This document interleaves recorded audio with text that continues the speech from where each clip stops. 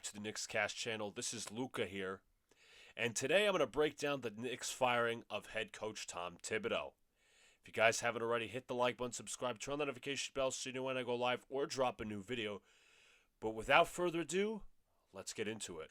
So, in a completely shocking move, at least to my perspective, and many of others throughout the NBA universe, sports universe, Knicks universe, whatever you want to call it, at around 2:40 p.m., Ian Begley, well-known insider with the New York Knicks and SNY, tweeted that the Knicks would be relieving Tom Thibodeau, head coach, of his duties.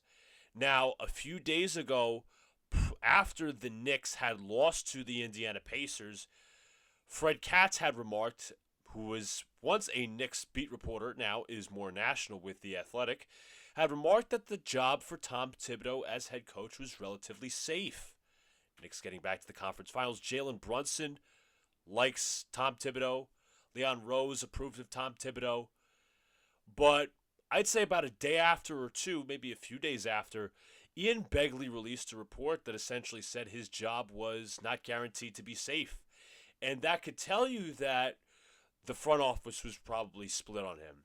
Now, we don't know who specifically in the front office wanted him to stay or to go. We all know originally that Leon Rose wanted him to stay. But the tide has turned, and it was reported by Ian Begley, who has stayed in touch with the firing and everything with the details, that the Knicks, Leon Rose, and James Dolan made a joint decision to let Tom Thibodeau go. Now, a couple things can be cited. I'll start off by saying I'm completely shocked, as I said before. I originally thought the Knicks were going to keep Tom Thibodeau, and I said this in my post-game monologue after the Knicks had gotten eliminated by the Indiana Pacers. I said the Knicks had an important decision to make. It was in terms of Karl-Anthony Towns, but overall it has to deal with the bigger picture. The roster, the utilization, the roster, the potential, officially vying for a championship at this point. And was it to keep Tom Thibodeau and try to rebuild this roster to what he likes and what suits his needs for what he wants to play defensively and offensively and schematically? Or is it fire Tom Thibodeau, whether it's give him a front office role or not or whatever, and essentially double down on this modern roster with guys like Mikal Bridges, Karl-Anthony Towns, and so on and so forth, to where, okay, you don't have to trade Karl-Anthony Towns or move him at all. Now you can embrace this roster as we're going modern, we're vying for a championship. And I said this, and this is my viewpoint on Tibbs. This is my whole viewpoint on the firing. I think he deserved to get fired. It wasn't a knee-jerk reaction like, oh, I agree with this just because. I've said this in previous live streams and even remarked on it a little bit during the regular season where Tibbs was stubborn. He was too rigid. And I'll start with I think the number one reason, in my opinion, where he got fired, and I'll even say this. CP the franchise, Knicks Fan TV, his sources told him that the players didn't know their roles. The players didn't know their roles, and you could elicit that to, utilization of the players from Tibbs, whether it's Karl-Anthony Towns or the minute distribution, the loyalty, the too much loyalty to guys like Mikal Bridges at times and Josh Hart. Josh Hart having a role in the road and the starting lineup despite him being a negative. Also, just in terms of the schematic standpoint, because the Knicks had some of the worst spacing principles ever seen for such a modern team.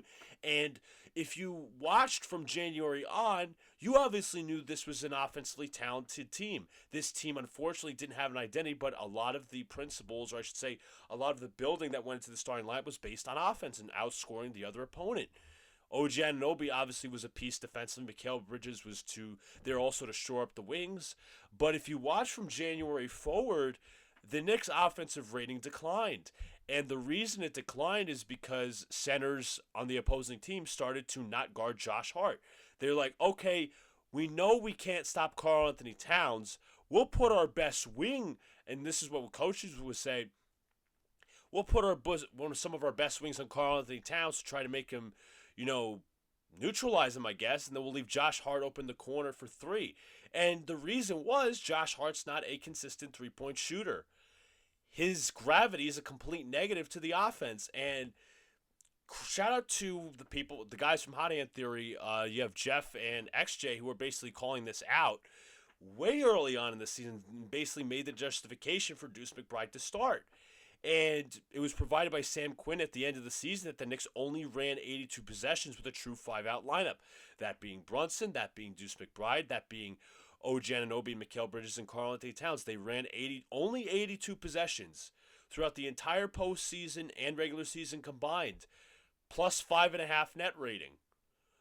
Tibbs, we all know, prefers size over spacing, and that's one of his theories or one of his tactics that just doesn't adjust with the modern NBA. You look at the Oklahoma City Thunder; they don't have a lot of size in their guards, but yet they are very well adjusted in terms of schematics. They're well adjusted in terms of being some two-way players and leveraging spacing. They know how to get it done. The Knicks were trying to make something that they're not. The Knicks, in order to adjust to the modern NBA, had to go 5-out. And you didn't see a lot of that during the regular season. You didn't see a lot of experimentation. You saw a lot of it made me so furious at times during the regular season when Precious Achiuwa was in the rotation. You have him and Josh Hart in the same lineup, where it was a complete detriment to the offense whatsoever. And in terms of schematics and the players' roles and everything that goes with that, I remember back to the Cleveland game, the most recent Cleveland game, not so much when the Knicks played at home, but on the road when they got blown out. Yes, the Knicks I don't think were completely healthy at the time, but that's irrelevant. You had Cat and Precious Achiuwa on the floor at the same time. I think Josh Hart was on the floor at the same time as well. But you had just Precious Achiuwa roaming the perimeter. And if obviously to the Knicks fan eye, he's not a shooter. He's not even close to a shooter. He's an offensive, I don't want to say enigma. He's a complete negative on the offensive side of the ball unless he's by the post. He's either trying to grab rebounds or he's a lob threat. Precious Achiuwa is.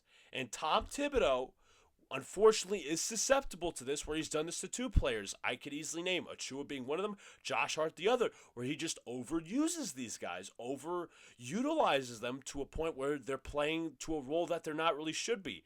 Precious Achiuwa might be good as a defensive four in terms of rotations and versatility, but he affects the spacing because he's not a shooter.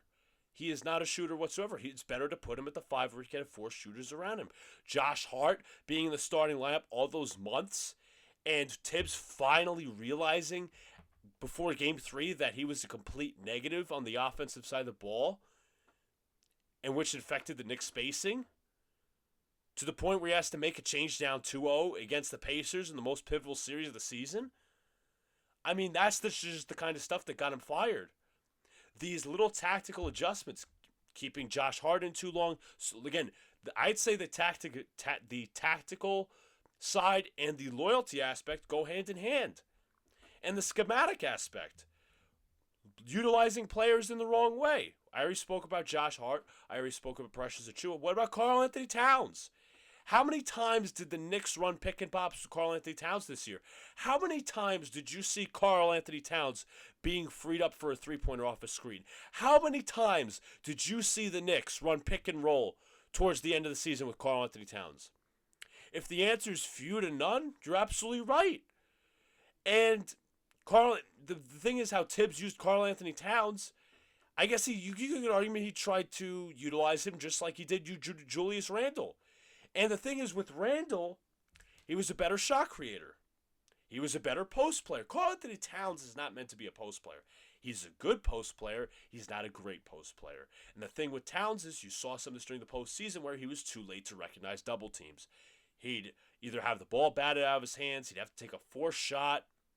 And it's not to say that Towns isn't a great player, but there was just certain areas of his game that weren't being utilized. And not playing a 5-out lineup, as I've remarked before, more so in Josh Hart, and utilize the potential and the offensive potential of this team, you're not utilizing Karl-Anthony Towns the right way. And I already spoke about how defenses and coaches would put their wings on Karl-Anthony Towns. Towns can take any center to the rack. He's unstoppable as a center offensively. I wouldn't say as unstoppable as Nikola Jokic, but Towns is unstoppable. There's nobody who can guard him. if he's not hitting from three, which he probably most likely is on a very good night, he can beat you in the post. He does have some good moves. That's more of a secondary move. We've seen him move like a brick shithouse to the rack. But again, that's not his primary offense. You're not leveraging his ability to space the floor, which is in turn hurting the whole Knicks offense. In which you don't have guys that can free up the basket. In which you have guys where they can't cut to the basket freely. If you have a defensive wing on Karl Anthony Towns, the opposing center, is still guarding the paint, which means nobody can cut to the basket freely. There's somebody who's obviously not a shooter, and throughout most of the season, that was Josh Hart. So tactically on offense, players were not being utilized the right way. Too many times, and this is throughout the whole Tom Thibodeau career, and this was one of his flaws. You'd have a hot hand, let's just say, and I'm going to throw this back to a few years ago, like R.J. Barrett. Get hot in the first half, second half completely frozen out of the offense. That would happen with Karl Anthony Towns too, but not so much Jalen Brunson, not so much Julius Randle. It's like he has that certain loyalty to players like, okay, this player was really hot in the first half, but I think this player, based off no foresight alone, based off no prior knowledge, again, you could say prior knowledge because so-and-so is better than so-and-so. Like you could say Jalen Brunson's better than Karl Anthony Towns, Randall's better than R.J. Barrett, so-and-so. Based off no knowledge or evidence from that game to tell you that this player is going to get hot. And let's go to the offensive roles. I already spoke about Karl Anthony Towns, Jalen Brunson. Solely an ISO ball player, that's not what he is. He's a great one-on-one scorer, no doubt about it. But that's not his biggest strength. And how is he helping his teammates if he's constantly being put in a one-on-one scenario? You look at Game 6, constantly one-on-one scenarios. Andrew Nembhard had him in hell in a cell. And the Pacers started to double because they knew that the offense was solely isolation. And Tibbs just didn't know how to deviate from that. Too many times. Did you guys see Brunson cutting off ball? Because, again, limited spacing leads from one thing to another. It's a whole trickle-down effect. Brunson, and this is on Brunson too, not dishing enough. Pick and rolls, pick and pops, getting other teammates involved. Again, Brunson has shown that he can do that, but it was just not leveraged enough. Mikal Bridges, sometimes being put in the corner. OG putting in the corner. At times you would see guys just running with their heads cut off. Like a chicken with its head cut off, with some of the spacing, like players going into the same area. It's like in the football where you have a receiver running. We have two receivers running the same route. That's not how it works. You have Deuce McBride being played on ball, where he's more of an off-ball guard. That's offensive misutilization. The core players weren't being utilized offensively and defensively. Let's talk about this. Cat is a drop center. Never was ever. Listen, Cat is pretty hard defensively. We can all agree. Some of the metrics actually would show that he was pretty average. You look at D. LeBron, defensive estimated box plus minus, all those different things. They'll say he's average. Was he the worst defender on the team? You could argue him or Brunson. But he was not put in a position to succeed. If Tibbs, as the defensive coach, you do not believe that as a defensive coach, right? You want to maximize your defense. You want to maximize size. You want to maximize things like that. Why not put Cat at the 4? And he didn't realize until late where he could put Cat at the 4 and be better defensively. Was Cat being attacked at times? Sure. But just some of these coverages that the Knicks ran, Tom Thibodeau was never a switch guy until the postseason. You tried that out too late. Hedging. The way the Knicks hedge these screens, like, you look at it and you see players turning the corner. You see the ball handler turning the corner. The screen navigation, that's not so much tactability, but it's also the lesser things, the little things with coaching. And I'm going to break into that. The little things. Turnovers. Obviously, that's on the players. The Knicks did not know how to inbound a ball the entire season. Inbounds. Fouling. Lack of discipline. always falling for the pump fakes. Those type of things is coaching. The little things, the Pacers did the little things. That's why they won this series. And they moved the ball. They moved the ball in transition. They moved the ball in half court. They were getting other players involved. They knew how to attack mismatches. The Knicks didn't. They just stood on their laurels. And I said this a few times during the Pacers series. There's a way the Knicks should play. There's a way the Knicks want to play. Unfortunately, the Knicks wanted to play a certain way, and it wasn't to their benefit at all. And that was why Tom Thibodeau was very rigid as an offensive coach. And he was never, ever, ever going to bring in an offensive assistant. He didn't do that in Chicago. He did not do that in Minnesota, and he wasn't doing it here. The closest thing that he had to an assistant who actually did something and gave a damn was Johnny Bryant. And I will say real quick that I do want him as my head coach. First, he is my favorite candidate, but that's another video. But seeing also, as I remarked defensively, Mikal being the point of attack defender, I think largely Mikal did not have a great year defensively. Josh Hart was a net neutral defensively, but yet was still being utilized on the floor as some sort of stopper at times. Again, over loyalty to seeing what you're, to overall seeing what you're seeing on the floor, just a complete ignorance of what you're seeing or not seeing on the floor. And I joked about this. This is another thing on the coaching before I get to the reactions. Me and Donald would joke during some of these games that Tibbs had a time card. And you could argue he did, because he was not able to make adjustments in game. It's like, okay, this player comes in at this time, no matter how bad or how good they played. Landry Shamet, you had a nice 6 or so minutes. Okay, per my time card, it's time for Mikal Bridges to come in and play worse. But he wouldn't adjust from that. He wouldn't adjust from the starting five closing pretty much every game. No matter how bad an individual player was or how good a bench player was, he did not know how to adjust. And it's not like I shouldn't say he didn't know how to adjust. At times he did know how to adjust. But there's at times, more than often than not, he didn't adjust with simple lineups, with simple schematics in terms of adjusting his scheme. He didn't want to do that. He was too stubborn. He was too arrogant. But overall, breaking into some of these reactions that I'm seeing on Twitter, I think most Knicks fans get the grip of why Tom Thibodeau was fired. Now, must I say, there's a lot of people like Stephen A. Smith, Mad Dog Russo, Rich Eisen. Oh, the Knicks are a disgrace. Oh, the Knicks are a bad organization for firing Tom Thibodeau. All these different little cliches, which we've all heard before. But legitimately, there's a whole nuance to this discussion. As I've broken down, Tibbs is not the X's and O's coach to move forward with this team.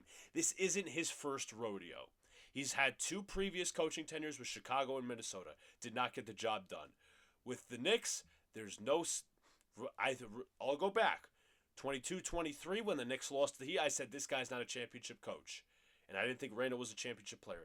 23-24, when he had I'd say his best coaching year, with a team that was ailing. Bogdanovich hurt, Randall hurt, Robinson hurt, so many guys hurt. He squeezed the most juice out of the orange he could. He squeezed and squeezed until he got every last drop. Give him credit for that. 24-25, modern roster, could not adjust.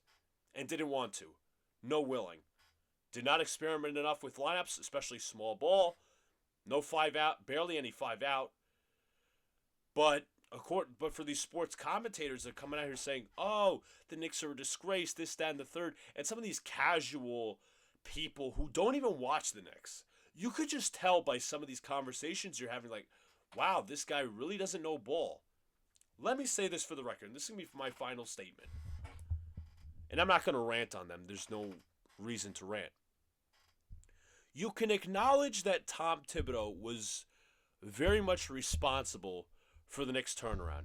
This isn't like a David Fizdale firing, a Jeff Hornacek firing, a Kurt Rambis firing, a Derek Fisher firing. Those guys got fired because their teams underperformed. They were bad coaches. Tom Thibodeau, for the record, is not a bad coach. I think he's a very good coach. And in terms of his win statistics, I think he's a great coach. He set records in terms of the Knicks, winning countless games, being over 500 for four out of the 5 seasons. That's great. He rebuilt a winning culture, a level of accountability. Players wanted to play for him, despite many soft players going on their. I think it was like the player survey that ranked him last in many of the coaching rankings. Do I want to play for this coach? No, no, no. A big thing with the minutes, a big thing with no injury management, and that's something in terms of load management, that's something I'll give credit to Tibbs. There was basically little to no load management, which is something I detest in today's NBA. You can solely acknowledge that he was the one who brought us here in terms of a leadership perspective, in terms of changing the culture. We're in a transition period now. We're at point C. A is you're down in the dumps.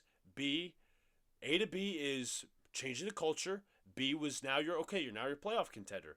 The Knicks are no longer a playoff contender. They're a championship contender. And with this roster having to be utilized on both sides of the ball, Tibbs is not the X's and O's coach anymore. Not willing to adjust, as I said, with modern day principles. And I just want to say real quick, thank you, Tibbs. You cannot talk about the Knicks turnaround without Tom Thibodeau, or Leon Rose for that fact, or even Julius Randle or Jalen Brunson. But we're talking about Tom Thibodeau. You cannot talk about the Knicks turnaround without Tom Thibodeau. You can't. Setting records for wins, getting the Knicks out of the first round 3 years in a row, where they only made it once out of the first round with Carmelo Anthony. That era from 2010 to 2013, it's commendable. But at the same time, you can acknowledge this is a transition period. He has to go. Thank you, Tibbs. From the bottom of my heart, I wanted you to be hired. You got hired. 5 years here was nothing but a step in the right direction. Climbing up the mountain instead of falling down. But at the end of the day, it was time for him to go. I don't care what anybody says. But this should not, I just want to make a note, this should not be celebrated like a Derek Fisher or David Fizdale firing. This is simply an acknowledgement that it's time to move on, and we thank you for your services. And with a thank you, I'd like to thank you all for watching this video. If you guys haven't already, hit the like button, subscribe. Turn the notification bell so when I go live or drop a new video. Plenty more content coming out, guys. This is only the beginning of the off season. More motivation. The Knicks are heading into a transition period to officially try to win I almost said Lombardi. Win an O'Brien for the first time since 1973. Peace out, y'all. Have a good night.